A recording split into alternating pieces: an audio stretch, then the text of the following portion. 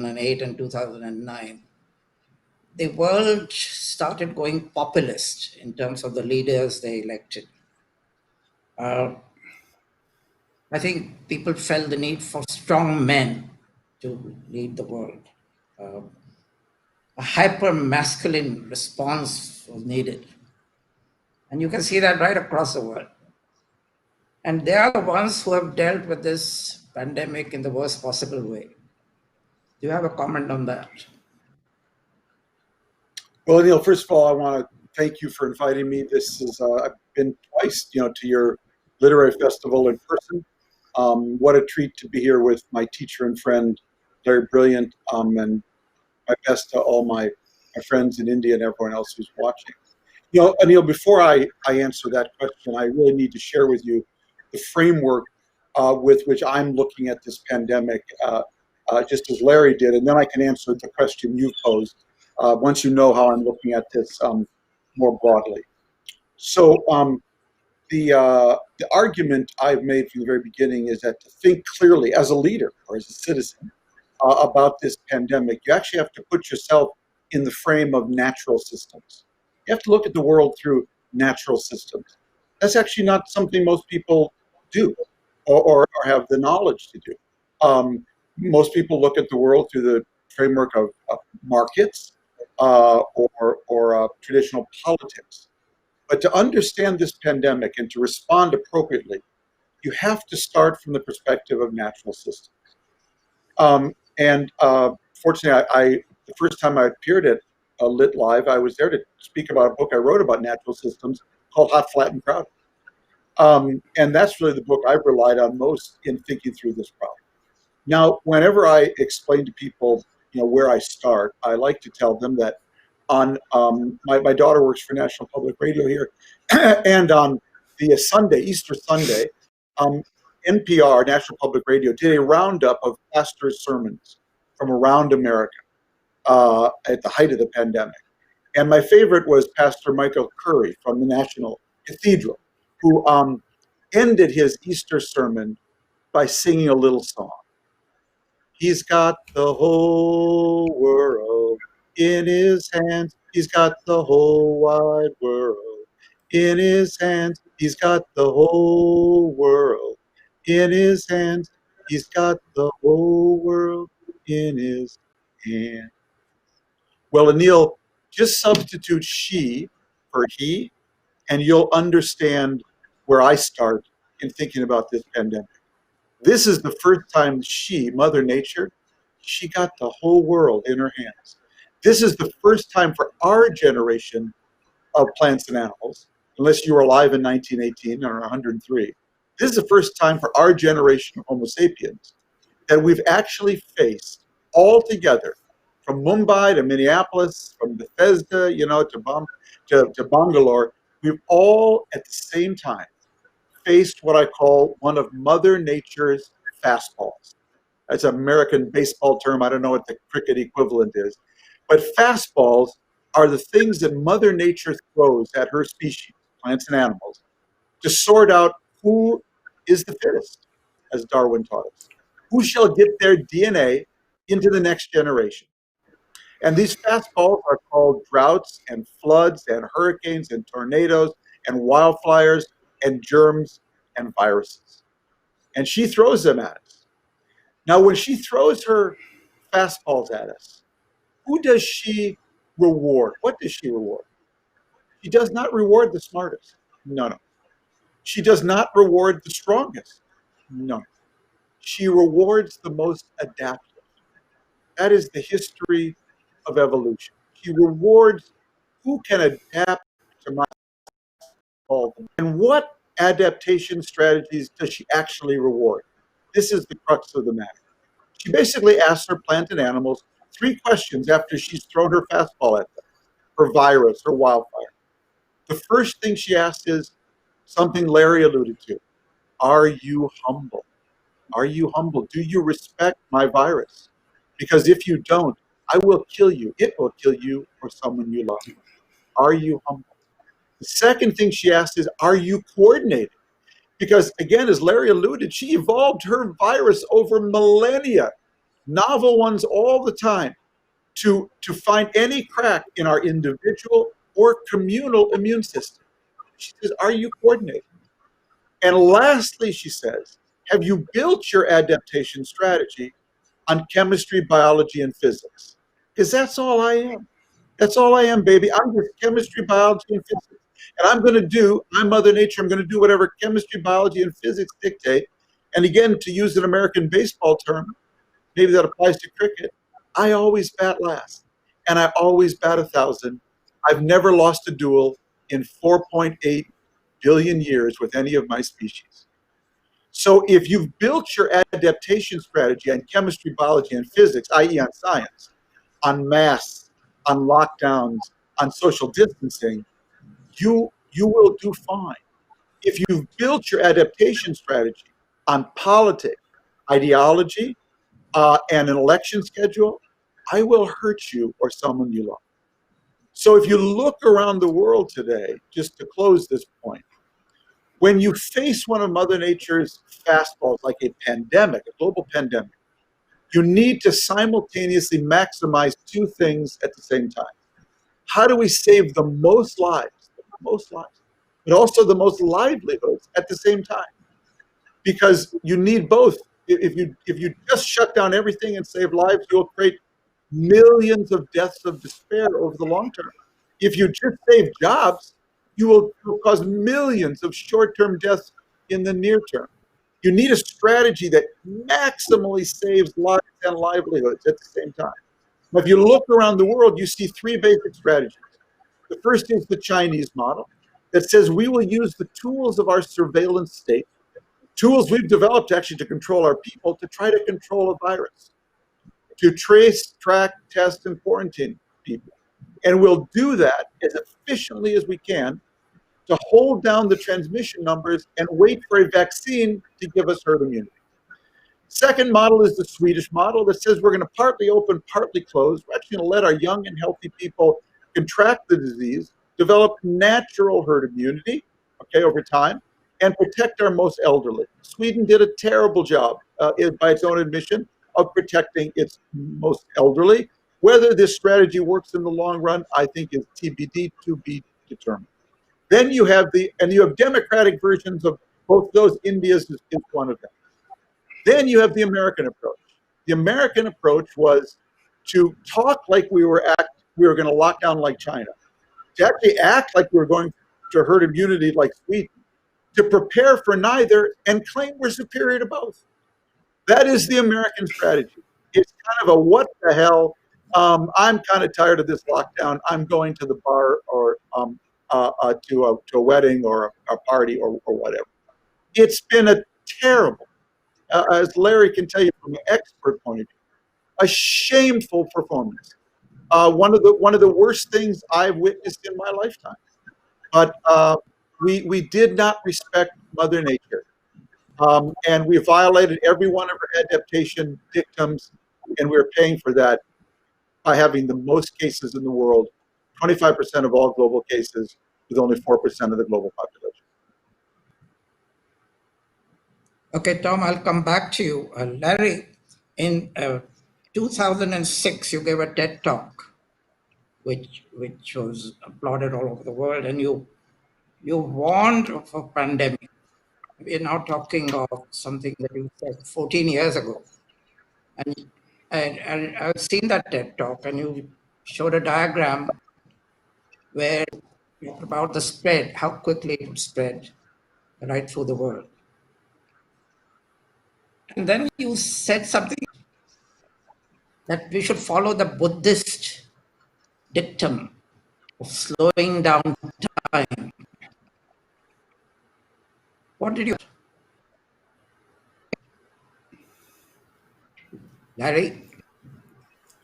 Neil, I lost the last word that you said. It got clipped. Could you repeat that, please? Okay, I said that in that talk, you had said that we should follow the Buddhist dictum of slowing down time. And I said, what did you mean by that? Well, I think slowing down time when you are faced with an adversary allows you to go deep. and to understand what is happening around you, to really understand all the facets, to look with compassion, with metta, with love, and understand who's being hurt and how you can help. Always the bodhisattva vow of how can you help? How can you help the most people? I think that, as Tom said, if we were grading countries and giving them A's or B's or C's, we have some A's that we could give, maybe even an A plus or two. They tend to be islands run by women. New Zealand, Taiwan, Iceland. They would probably get the first batch of A's. There'd be some A minuses for South Korea. I would probably give Germany an A minus, another woman running a wonderful country. Further down the alphabet, we would come to the United States. And I don't think we have a letter low enough. Certainly an F for a failing grade.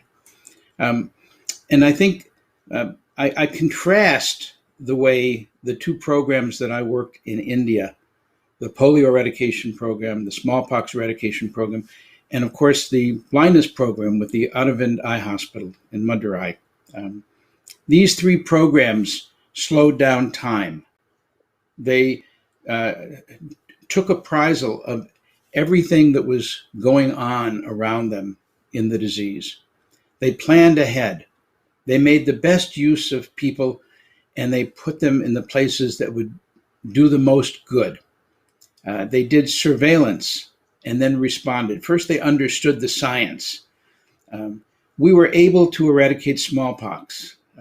India eradicated polio and has not had a case in 4 years now. The blindness program in India has been a legendary success because of Aravind. The United States government did exactly the opposite in every one of these characteristics.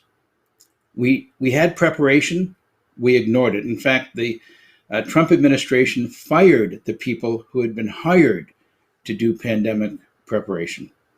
We threw away our leadership position in having test kits and having the greatest investment in medicine in the world. We had a profound, deep, wonderful public health system, envied all over the world. The CDC, the Center for Disease Control, so venerated that China named their organization China CDC, and India named their organization India's CDC equivalent. And it has failed us because of a chronic lack of investment, demoralization, distraction, and depression, I think. So we would get a failing grade. And this is not like a copybook exercise where you get a do-over. We are dealing with lives. It is not too late. We have time to do it the right way. But now we can't do it unless we did it the way these great success stories I've told you about did it. We have to do it with all the world cooperating. The beauty of the Indian smallpox program is that out of a love for India, doctors came from almost 50 countries, and they were Hindus and Buddhists and Muslim and Jews and Christians and Jains, and they spoke every language you could imagine. They came to New Delhi, they worked together with love for India, and we eradicated smallpox. And the same thing followed with polio and with blindness. And we need that again today. We need to strengthen global cooperation. That is the only way we will get ourselves out of this fix that we are.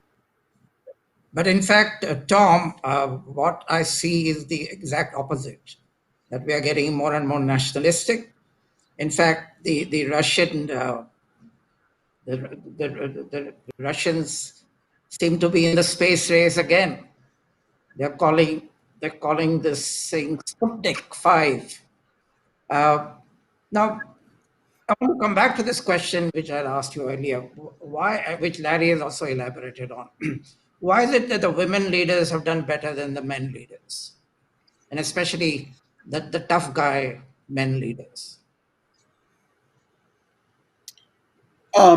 Well, I don't know, and I don't want to engage in any wild gender-based speculation. In the case of Mrs. Merkel, let's just start with the fact that she's a physicist. She respects science. Donald Trump does not. Donald Trump worships markets. Donald Trump's only encounter with the natural world was building golf courses. And what he learned from that encounter was that he could actually dominate nature because he was famous for building waterfalls on his golf courses.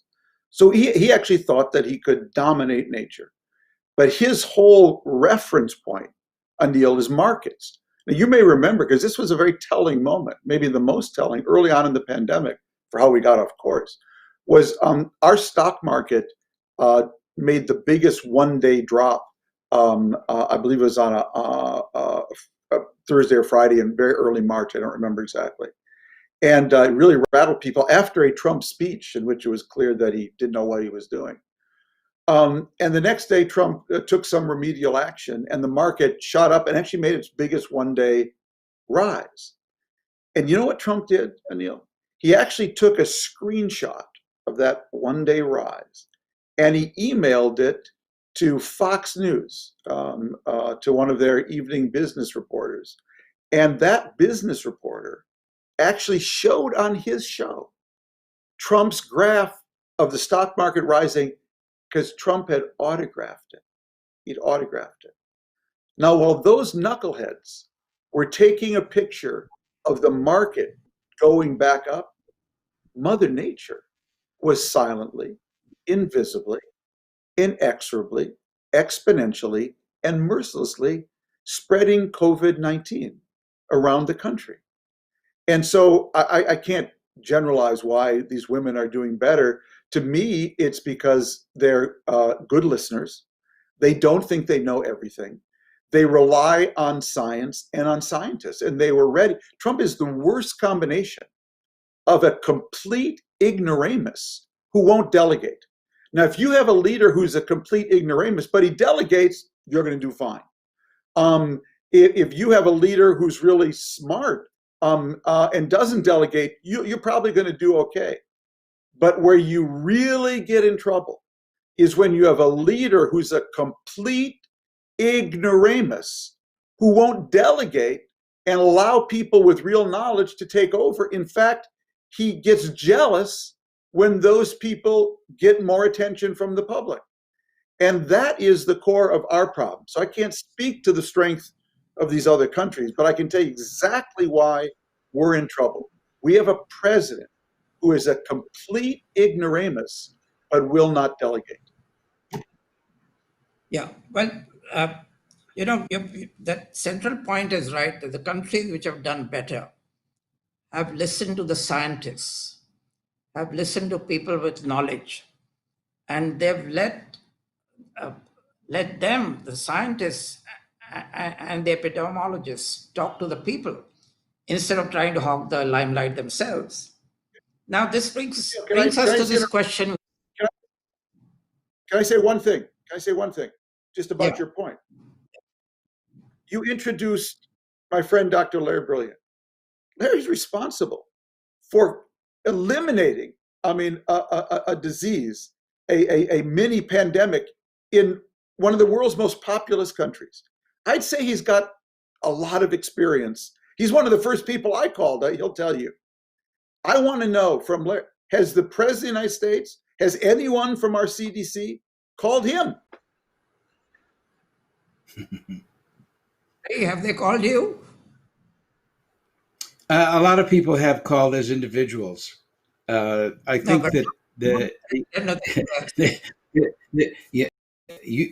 you were.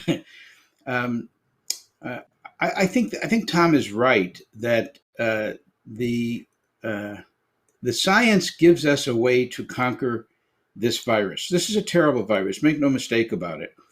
It is a novel virus that every day we're finding out more and more about the pathophysiology, the way that it affects the body.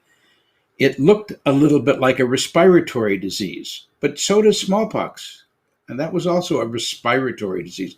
But nobody would mistake it for the flu. But a drumbeat began saying, well, it's only the flu. It is not the flu.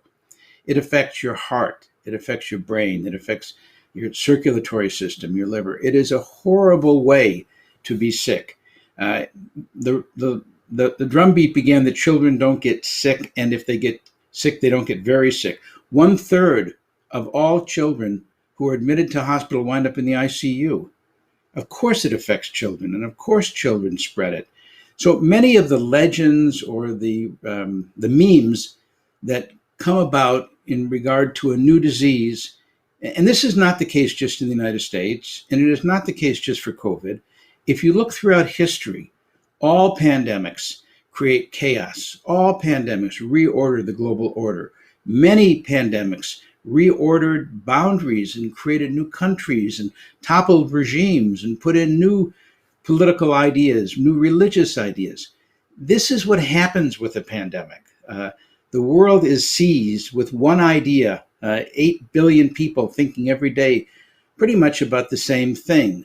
So what is happening now should be seen in the context of the past and, Anil, in the context of the future, because we live in an age of pandemics. 20 years ago, we were all bragging that we had exited the world of infectious diseases. It was a thing of the past. It was a thing of poverty and, not of modernity. But now, because human beings are encroaching on animal territory, we are living in the same world ecosystem as monkeys and bats, that we are sharing everything, including viruses. And every year, 2 or 3 viruses like COVID spill over, jump from animals to humans. We've had 30 of them in the past 30 years. You know their names. We'll start with one in India, chikungunya, and dengue, and West Nile, and Ebola, and Marburg, and bird flu, and swine flu. I could go on for quite a while.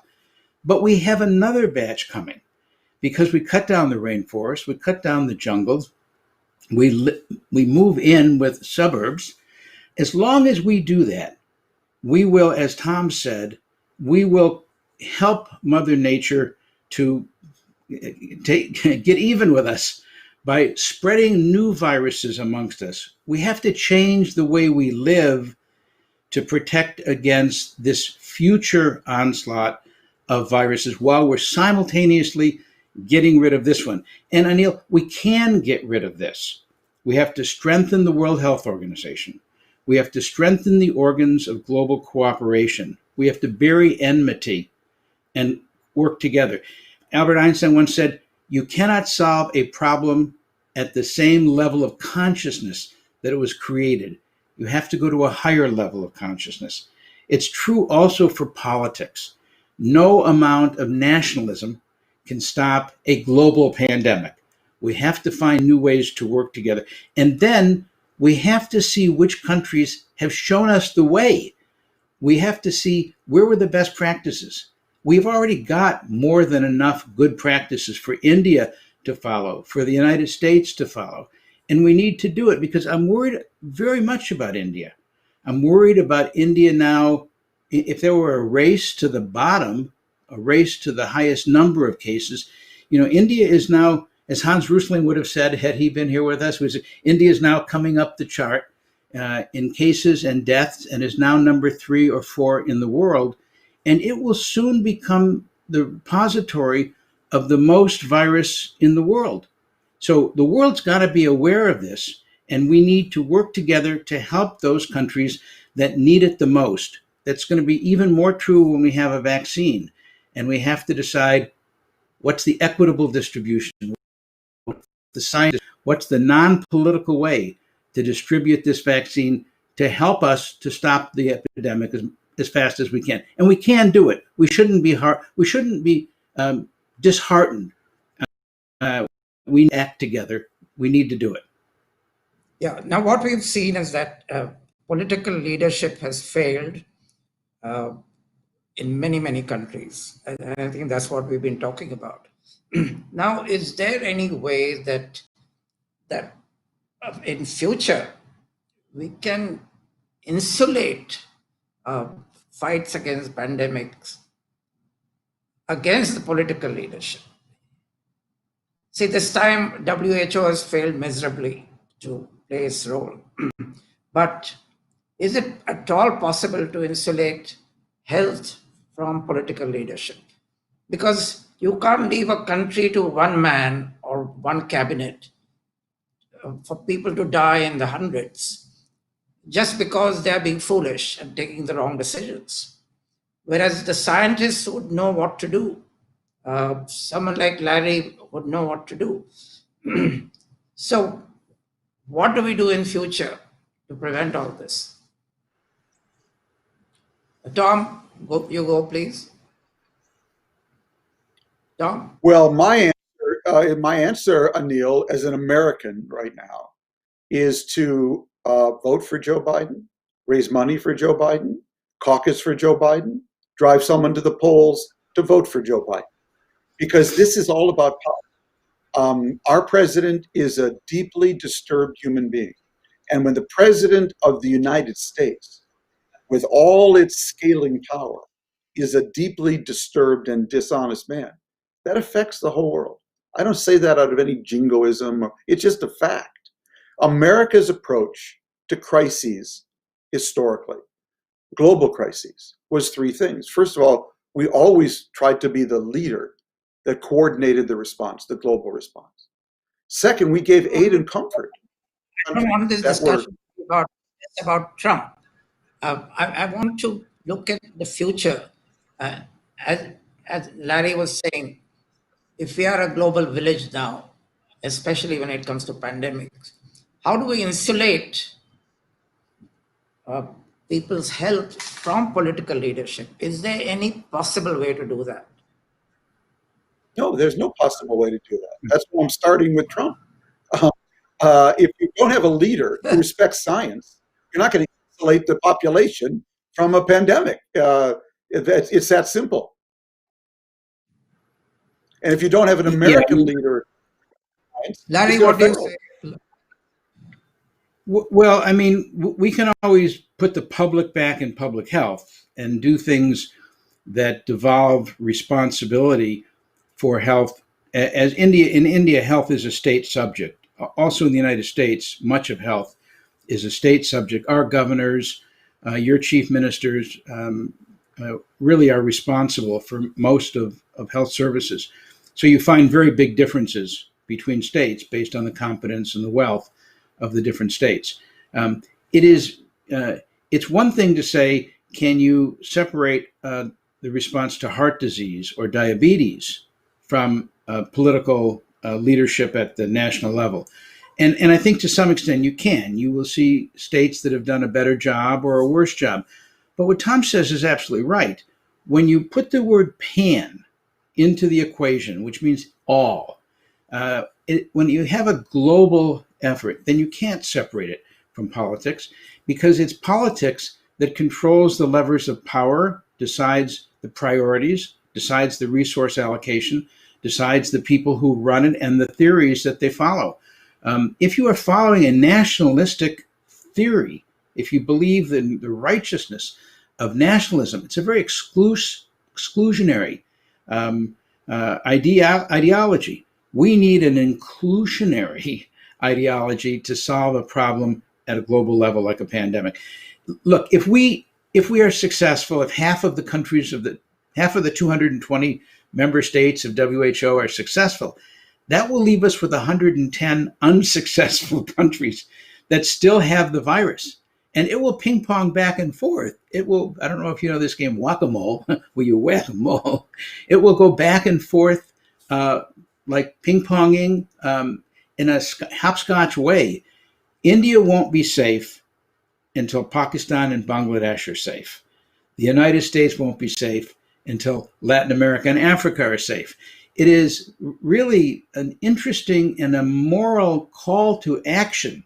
If this does not bring us together as a world and help us put aside our differences to work together, what will do it? Maybe an invasion of an alien. I would say this is an invasion of an alien. This is an alien life form, COVID. We have been invaded. And will we respond to that call? I hope so. I see signs of it, but time is getting short. Okay, now there is a very strong feeling in the US, amplified by Mr. Trump, but there's also a feeling in India that China is responsible for this particular pandemic and it should be punished. Now, is that something, is that a thought we should hold, or is it a thought we should discard? In 1974, 1975, India had the sad ownership of 80% of all the smallpox in the world and was responsible for a period of time for 100% of the smallpox cases exported to the rest of the world. No, of course we shouldn't hold India responsible for that. India was just the last place that we came in a process of doing a global campaign to eradicate smallpox. Pakistan is the last place in the world now with polio. Do we blame Pakistan? No, we help Pakistan because it is in our interest to help get rid of a disease that could travel all over the world. This is not the China virus, nor was the Spanish flu Spanish. It is an old way of dismissing and denigrating countries to name bad diseases after them. It's not fair. By the way, the Russians named the worst strain of smallpox India 1. That wasn't an Indian problem. That was a Russian problem. We need to get rid of that idea. Yes, this virus began in China. So did the original SARS. Why is that? Because it began in bats, and human beings are now moving into the forests where bats live, and the normal terrain of bats are being cut down. If we want to deal with this, and deal with it now and in the future, we have to see it as a global problem and get rid of the petty squabbling and name calling. And certainly this is not to blame China or fight with China. We need to figure out how to make it not happen again in China or any other place. Yeah, but Tom, now Larry is saying we should help China, but China is such a closed society and they will not admit to wanting help. How do you overcome that? Well, I agree with everything Larry said. I would just add that there's only one thing China owes itself, and therefore the rest of us. It owes its own citizens a complete accounting of exactly how this zoonotic virus jumped from bats or primates, whatever it was, to human beings, how it happened, when and where, so all of us can prevent it, and first and foremost, China can prevent it. Now, SARS in 2002, as Larry said, SARS-CoV-1 actually manifested in Guangzhou, and it was also a zoonotic disease. After that happened, China vowed to close the wet markets where these kind of zoonotic transmissions were happening. It actually didn't do that. So, we need to ask China nothing more and nothing less than what it's doing to protect people. Because whatever it's doing to protect its own people in a world that is now so fast and fused is going to benefit or not the rest of us. So my only call to China is, do not think you can lead the world by exporting masks when you are masking still how, where, when SARS-CoV-2 emerged. That's my one demand of them.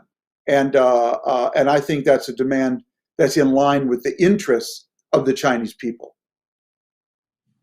May I make a comment about that, Anil? Because if our Chinese brothers and sisters are listening to this, there's an old aphorism: if you're not guilty, don't behave like a guilty person. And I would say, if China is forbidding Chinese researchers to publish the science of where this virus began, it looks suspicious. If China is forbidding any research to come from outside, WHO and other countries, to help understand what kind of a bat, what kind of an event caused that spillover, it looks suspicious. I don't believe the conspiracy theories that this was a bioweapon. The virus shows no trace of being a humanly engineered weapon. Mother Nature did a good enough job of engineering this virus. But it is a concern that there may have been a bat that was infected that wasn't the first animal, that there may have been disease a month earlier and other animals may have had that. If that's the case, maybe we could find that animal, and that would help us understand the mysteries of this virus and would help humanity. And in withholding that, China is doing itself and the rest of the world a disservice. Yeah. Now, is it at all a possibility that we could have bioterrorism? There were a lot of conspiracy theories going around right in the beginning of this pandemic that this was started deliberately by China, which of course no one believes now. But that leads us to the possibility that perhaps in future, a terrorist group, perhaps, or a country uh, which wants to wage war against the rest of the world might use something like this. Is that a possibility, and can it be prevented? I actually think it's an inevitability. And I say that just by looking at history. When I worked in the smallpox program, which was in the 70s and 80s, and when I went home, I went back to the United States and I brought back with me murtis of Ram and Hanuman and Shiva. And I was so proud of the souvenirs I had taken back. Many of my Russian colleagues took back souvenirs of scabs of Indian patients who had smallpox. And then they took it to a place called the Bioterrorism lab, and they tried to find the most potent smallpox virus, and they tried to pair it in an unholy mixture with Ebola, and to create a virus that was half smallpox, half Ebola. We call it a chimera, after the Greek name for an ancient mythological monster. They were not successful in making those two viruses work together, but many Russians were killed in the process. And many of the people, the doctors who worked in that, came to the West, testified in Congress, wrote books. It's not a secret anymore. But that was an act of bioterrorism, attempted bioterrorism. But it wasn't just Russia. The United States had anthrax. Many different countries had their special bug that they would work on and try to create bioterrorism. What's different is that with technology moving as fast as it is, a high school student or certainly a junior college student right now in their lab could create a virus out of a whim or an experience, an idea that could in fact become a lethal weapon, either intentionally or accidentally, that could be let loose in the world. We need to invest more in understanding how that might happen. We need to cooperate globally to make sure that we have early warning of anything that might be like that. This is not a game, and it is certainly not something to get momentary political advantage. We have treaties, global treaties, anti-bioterrorism treaties, but I think in this age of nationalism, those treaties are being weakened and splintered. They need to be resurrected and strengthened. Okay, Tom, there's talk of immunity passports. You heard of that, right? Immunity passports. Yeah. Now, do you think that's ethical, or is it going to be one form of discrimination? Well, I'm not sure it's either. I think it's inevitable that countries are going to want to know before they open up your status vis-a-vis COVID-19. I think that's inevitable. But let me try to answer that question and pick up with something Larry said in answer to your previous question. It's really about globalization and why we're having so many pandemics now. I recently looked back at what I've been covering for the last 20 years, Anil, and I realized that pandemics are us. Actually, all I've been covering, the biggest stories I've covered over the last 20 years were all pandemics. The first was a geopolitical pandemic. It was called 9/11. Second was a financial pandemic. It was called 2008. Third was a biological pandemic. It was called COVID-19.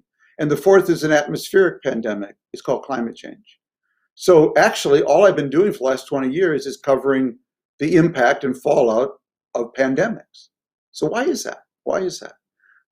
Well, you'll notice also, with all four of these pandemics, they came with a warning heart attack and then the full coronary. So in 1993, a guy named Ramzi Youssef tried to blow up the World Trade Center under building number 2. The bomb didn't go off sufficiently. That was the warning heart attack of a jihadist Islamist attack. And in 9/11, we got the full coronary. In 1997, a hedge fund, 1998, called Long-Term Capital Management, amassed $1 trillion in leverage and almost blew up Wall Street. It was only emergency action by our central bank and all the banks on Wall Street that prevented that warning heart attack. In 2008, we got the full coronary. In 2002, something called SARS-CoV-1 emerged in Guangzhou, China. A doctor traveled from there to Hong Kong, stayed in a hotel in room 911. Can't make that up. But we managed to stem that warning heart attack. But in 2019, we got the full coronary. And right now, we're getting multiple warning heart attacks about climate change. So why is this? Why are pandemics becoming us? Well, the reason is, first of all, globalization, as Larry alluded to.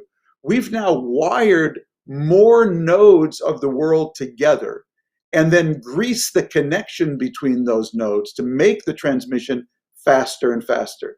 You know, Anil, that between December 2019 and March 2020, there were 3,200 direct flights from China to the United States. 3,200.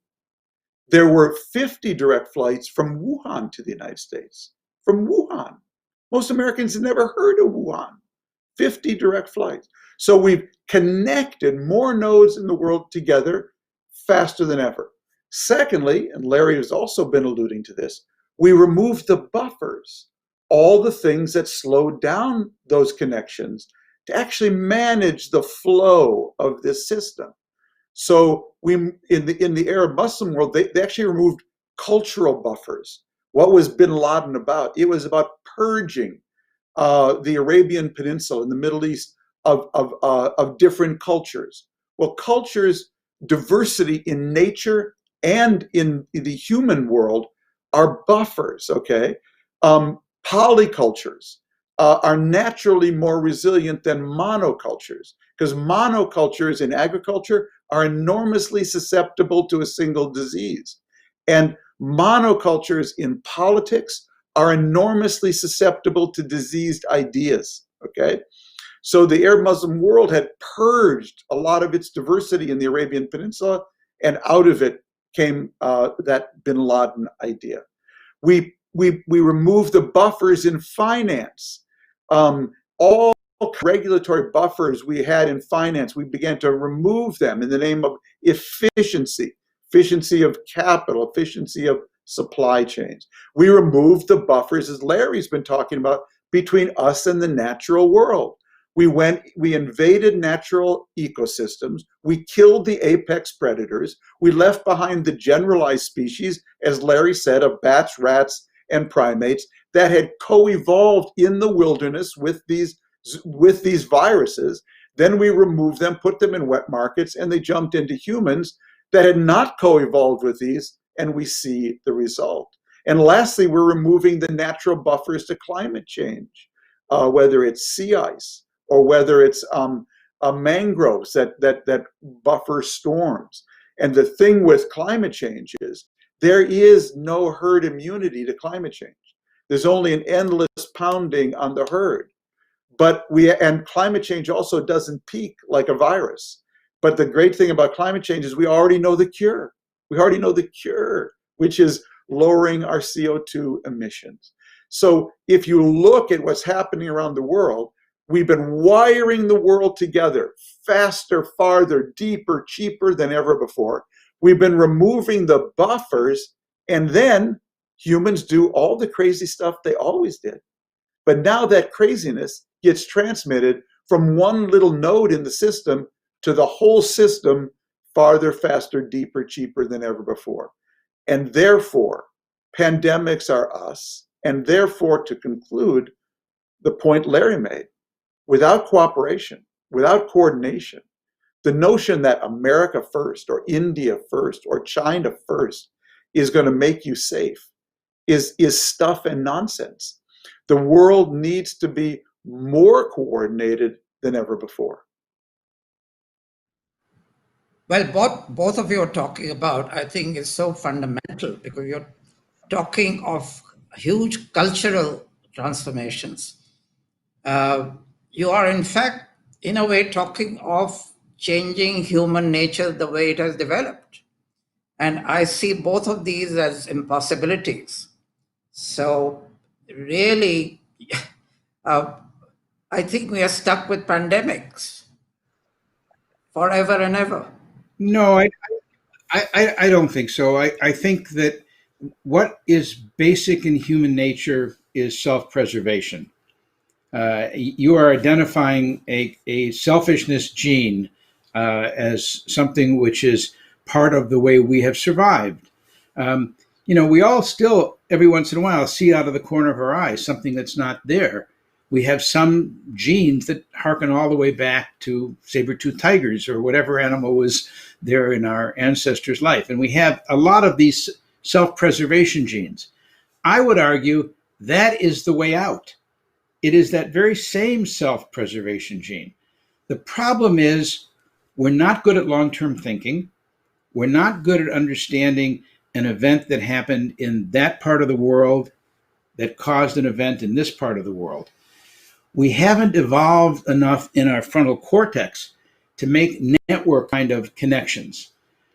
We can keep that selfishness gene, but merely add to it an understanding of the linkage, not just the butterfly effect, that when a butterfly dies in Indonesia, it affects the stock market in New York. But certainly when a rainforest is cut down in Indonesia, it does affect the viral genome that could affect New York in a very different and darker way. But we need to train our children. We need to increase the quality of our dialogue to understand long-term effects, distant effects, and then that selfishness gene actually might make us more multipolar. It may make us deal better with our global natures because it is in our individual best interest that the collective good be maintained. It's difficult to see. It's not as straightforward as microeconomics, but it's critically important. And we haven't communicating that as we will need to now. Right. I'm going to throw it open now to the audience for questions. And they're already coming in. Here's one from Sumana, which says, did the Global Public Health Information Network, did it help in early detection? Or could it help in early detection in future? A global public health information system. In fact, I believe they're talking about the original Global Public Health Information Network from Ottawa in Canada. And the person who's writing that is very aware of the history of SARS. This is SARS-2, but SARS-1, which arose in Canada, in China, it spread to Canada. And the Canadians were very sensitized to early detection. In fact, that outbreak, that SARS outbreak in 2004, 2005, that outbreak was detected in Canada because they were using a digital disease detection system that was able to scrub the news flow that occurred in Mandarin and translate it. So they saw the disease SARS 6 months before the Chinese government reported it. China in those days was guilty of hiding that disease. They didn't want to appear like a backward country with an infectious disease.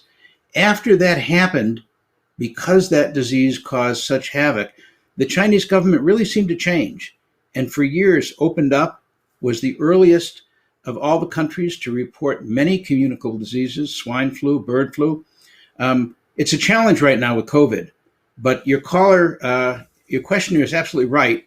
Early disease detection systems have made it possible for us to find COVID even earlier. It would have been worse if we had done as we did with Ebola, where we gave Ebola a 6-month head start. A virus which multiplies exponentially is not something you want to give a 6-month head start to. So these early warning systems are critical, but unfortunately, they are not enough. They're a necessary but not sufficient condition to conquering this virus. Okay, here's a question to Tom from R. Gurudat.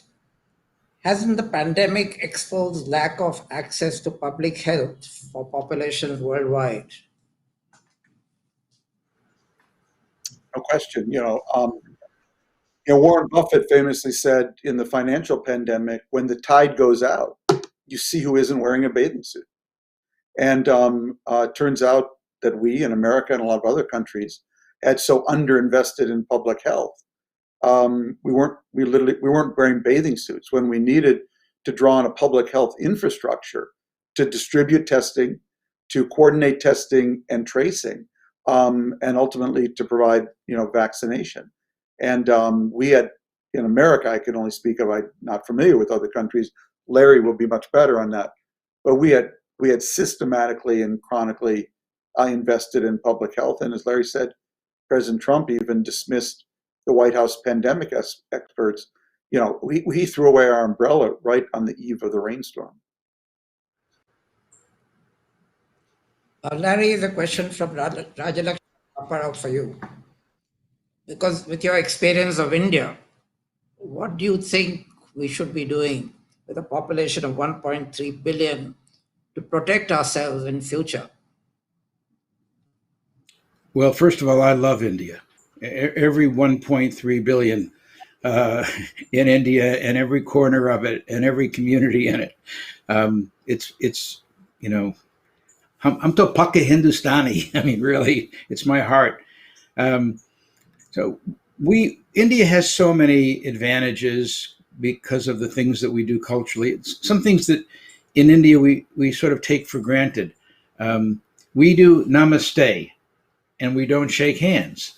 I have often wondered if that perhaps was the result of some ancient pandemic that came through India, and the wise men and women of the time said, no, we're not going to touch each other quite as much because it will spread disease. But India has an advantage when you are not shaking hands.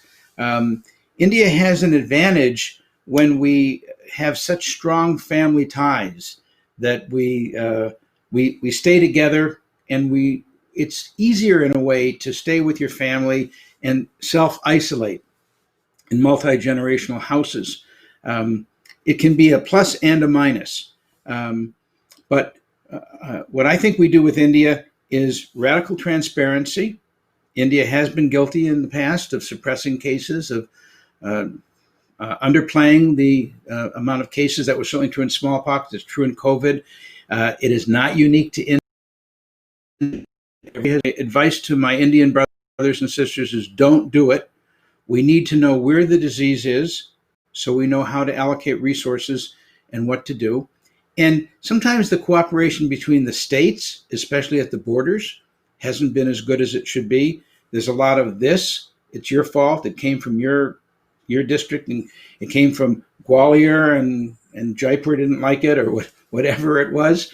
And you need to have national leadership that is science-based, and listen to your NICD, listen to your ICMR. India has some of the greatest medical and public health institutions in the world. And remember all the heroes of the polio program, the blindness program, the smallpox program, the conquest of chikungunya. India has some legendary success stories. Celebrate them and bring public health back into fashion, because you're going to need it in the next several years as we continue to fight with COVID. Question for you from Rajni Iyer. In the absence of informed and focused leadership, how do newspapers, news channels deal with the false information that's going out? You're a newspaper man, you've been a columnist for so many years. So How do we deal with this? There's another pandemic, which is fake news. Is there any way we can deal with that? Well, Anil, it's a very good question because we haven't had just a pandemic. We've had a pandemic in the context of an infodemic. The ability of the internet to transmit lies, falsehoods, as fast as truth. And we live in a world of social networks whose business model is to get you agitated. And sometimes the things that, and to connect you with things that agitate and stimulate you the most. And we know from scientific studies that actually lies get people more agitated than the truth. So we need to understand, Anil, that the internet is actually an open sewer of untreated, unfiltered information. Oh my God, it's full of rubies and diamonds and gold and silver. We know that, deep knowledge. It's also full of cut glass, rusty cans, and toxic materials. And we need a whole new way of educating our children. I call it digital civics, that from kindergarten, children need to be educated on how to sift out the gold and diamonds and rubies in this global information system from the toxic materials, cut glass and rusty tin cans, because they're going to not be getting their news as my generation did when we were younger, from the BBC, from three networks, from the Times of India, platforms and systems that basically valued the truth and corrected mistakes. And so as we shift from one information system to another, the only solution is to, when the buffers are no longer built into those systems, for the most part, they're still there with the New York Times, I believe, and they're still there with certain newspapers and networks, but they're not there with Facebook and Twitter. When the buffers aren't built into the system, then you've got to install the buffers inside of every user. You've got to basically teach digital civics how to read information, how to cross-check information, so no one ever says to you, but Anil, I read it on the internet, as if that should be settling the bar bet. So this is a huge education problem we have. Mark Zuckerberg is never going to hire enough editors to make Facebook a trusted platform, as far as I'm concerned. So it's a big, big challenge. Okay. Larry, it's a question from Jay Talwar. How come China has contained the virus and the rest of the world has not?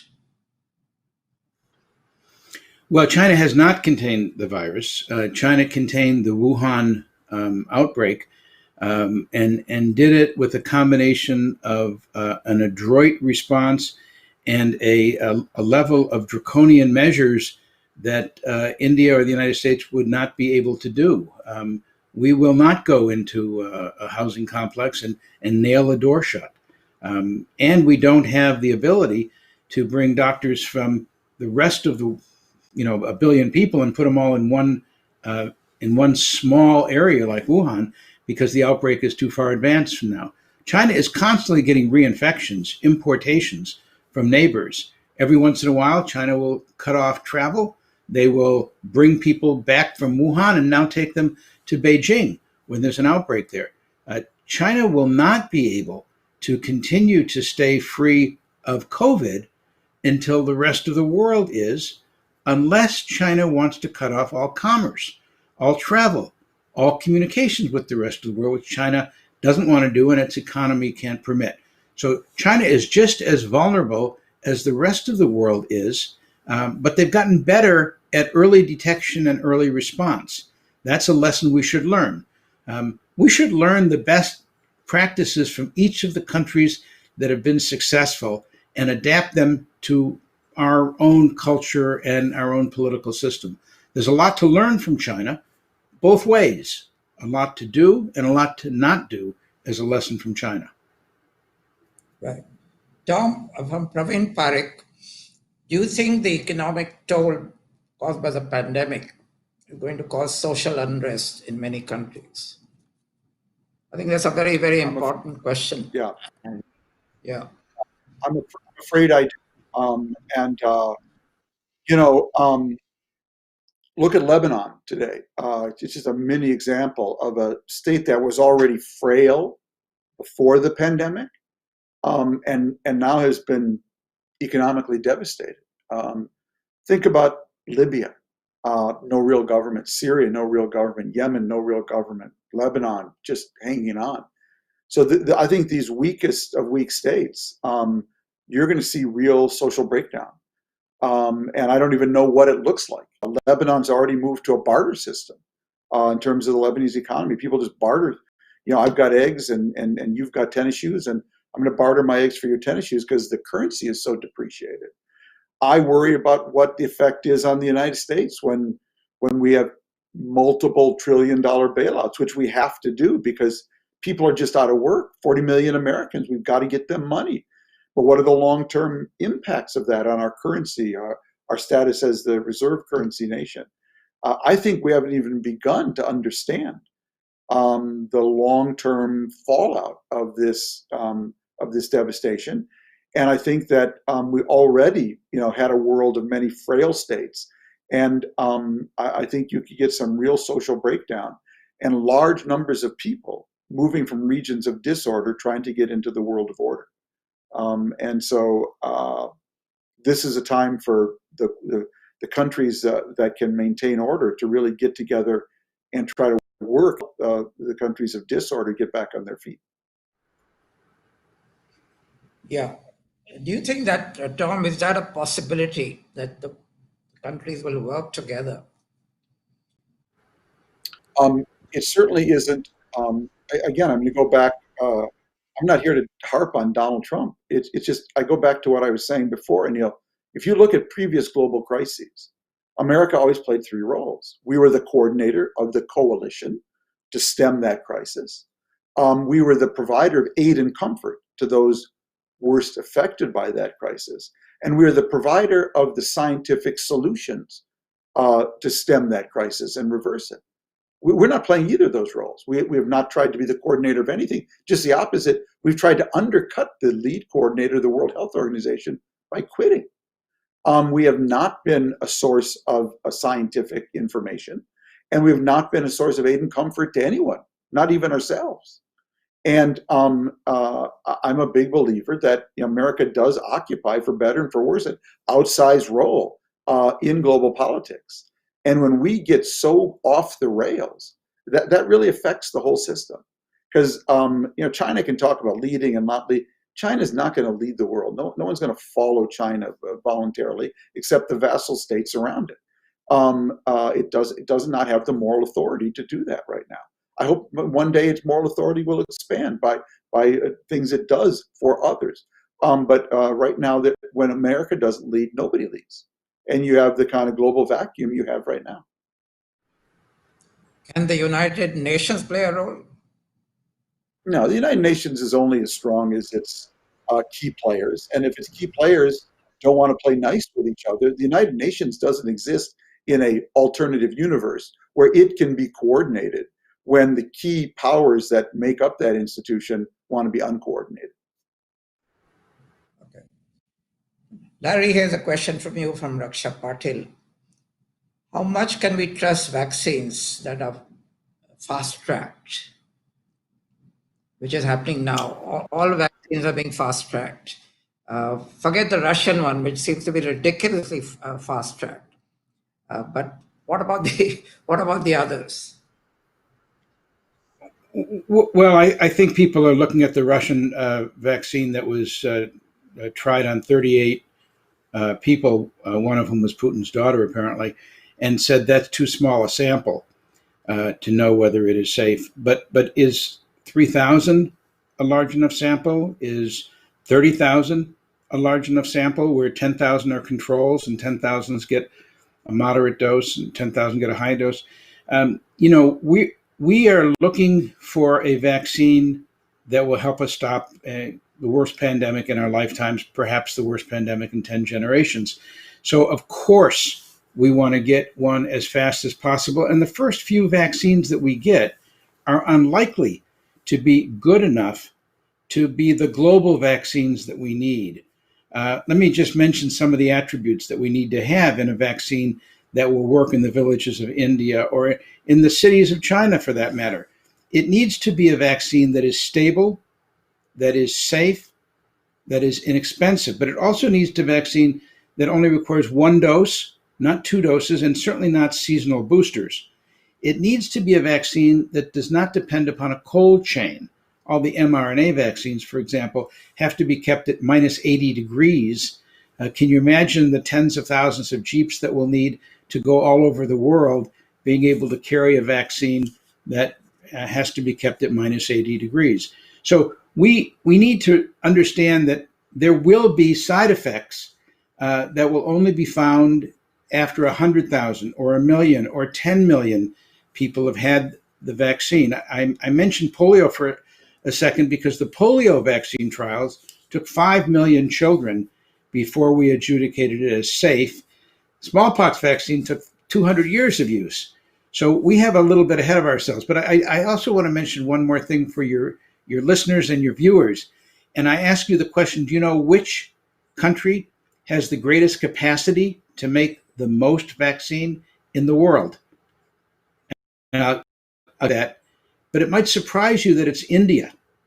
In fact, it's one country, the Serum Institute in Pune, where perhaps as many as 60% of the world's children receive their vaccine from this one company in India. I'm hopeful that that company can play a role in stabilizing vaccine production, but also in adding something to the ethical and moral imperative of the use of a vaccine. I was very encouraged to hear a press release that 50% of the vaccines that will be made in Pune will be used for Indians, and I like that. And I also like that 50% would be shared with the rest of the world. I like that people are now thinking in advance of what they will do, because once there are vaccines, there will be vaccine fights. And I hope, while we see vaccine nationalism right now, as both Xi and Putin and Trump are competing to see who will get the first vaccine, I'd like them to compete with who can help get the most good vaccine in the arms of the most people in the world, not the narrow victory, but the long-term victory. Right. Here's a question to both of you from MP Lard. That we know that WHO has really not been very effective this time. It's lost a lot of credibility. Is there any way of strengthening it? Because the role it played in, for example, the smallpox eradication was exemplary. But this time it seems to have been dithering. Now, first of all, why has that happened? And secondly, how can that be corrected? Tom, you want to go? I think Larry would have more insight into that. And Neil, I would again simply say the WHO is really only as strong as its constituent members. And if the key players in the WHO do not want to play nicely together, they won't do it outside the WHO or inside the WHO. So it really goes back to Larry's broader point that without marrying the selfish gene to globalization, to understanding that what happens in distant places affects all of us, and therefore we need to be coordinated at a wholly different level. We're really going to have a problem, and so that's really what I would say. I would add to that of course, I worked for WHO for 10 years, and anybody who's worked for WHO for a long time has a bit of a love-hate relationship with it. The love is how good the people are, how dedicated they are. If there's hate, it's that WHO is just structured terribly. Depending on a regional structure where all the power is in the regions, and the headquarters is unable to really get the resources to implement global programs. And you have, if you were starting a company today, Tom, I don't think you would put on your board of directors all your customers, all your creditors, all your enemies, and put them all on your board of directors. And that's the way WHO is set up. So WHO does need restructuring, but we are really fortunate because the leadership of WHO in this difficult era is good, is excellent.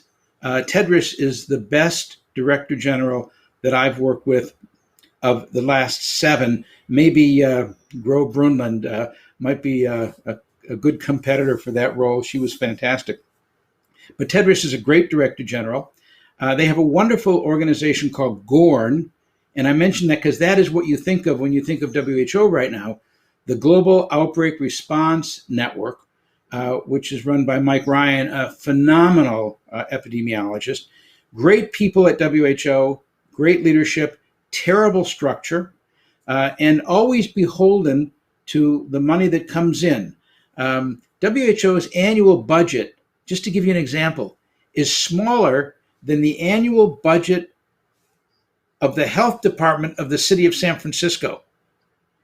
WHO's budget for 220 countries is less than the budget of a large American city. And it is it's impossible to carry out the tasks that WHO has been assigned with a budget like that. So we need to do something. We need to restructure it. You've seen over the years that the Global Fund, the UNAID program, Gavi, IAVI, all these satellites have been created, and WHO is supposed to be the sun around all these organizations' work, but it's not well funded, it's not supported, and it can only do what, as Tom said, its shareholders help it to do.